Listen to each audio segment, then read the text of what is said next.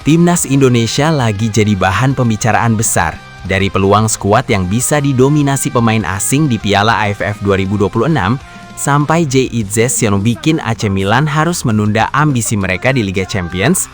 Lalu muncul satu nama lokal yang justru bikin Bung Ropan heran karena tak dipanggil John Hartman. Jadi, apa benang merah dari semua ini? Satu jawabannya, persaingan menuju Timnas Indonesia sekarang sudah makin panas, makin dalam, dan makin banyak kejutan. Berita pertama datang dari arah yang cukup mengejutkan.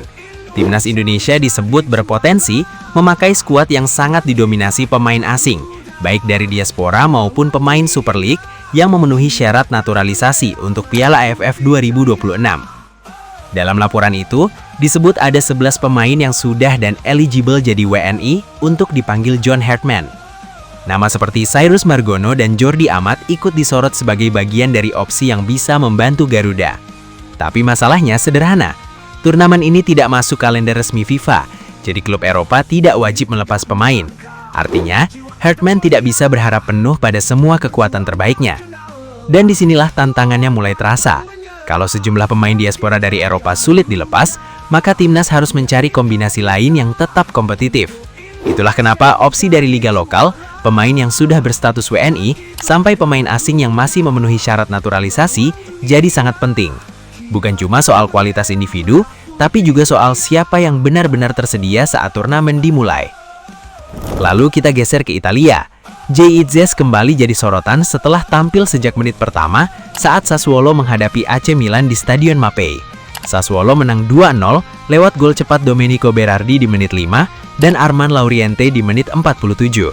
Hasil ini membuat AC Milan harus menunggu lebih lama untuk mengunci slot Liga Champions, karena mereka masih tertahan di peringkat ketiga dengan 67 poin dan belum aman dari kejaran Juventus, Como, dan AS Roma. Tapi ada sisi lain yang justru lebih bikin khawatir. JITZES ditarik keluar di menit 40 karena cedera, dan kondisi terbarunya belum diketahui.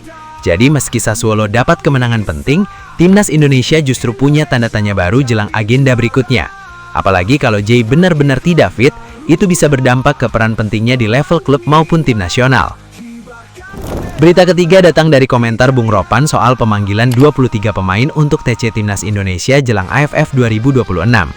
Ia heran karena Komang Teguh, bek Borneo FC tidak masuk daftar panggilan John Hartman. Bung Ropan menilai Komang layak dipertimbangkan karena tampil konsisten, mencatat sekitar 2.300 menit bermain, dan bahkan ikut menyumbang 4 gol untuk Borneo. Buat seorang bek, angka seperti itu jelas bukan hal biasa. Komang Teguh juga disebut sebagai salah satu bek lokal paling subur, bahkan bila dibandingkan dengan beberapa bek asing. Di titik ini, pertanyaannya bukan cuma kenapa ia tak dipanggil, tapi juga standar seperti apa yang sebenarnya dipakai Hartman dalam memilih pemain. Kalau digabung, tiga berita ini menunjukkan satu arah yang sangat jelas. Timnas Indonesia sedang masuk fase seleksi yang jauh lebih rumit. Ada peluang skuad yang makin internasional, ada pemain kunci yang terus dipantau kondisi fisiknya, dan ada nama lokal yang dianggap pantas tapi belum mendapat tempat. Jadi pertanyaan besarnya sekarang bukan lagi siapa yang paling populer. Pertanyaannya adalah, siapa yang paling siap membantu Garuda saat AFF 2026 benar-benar dimulai?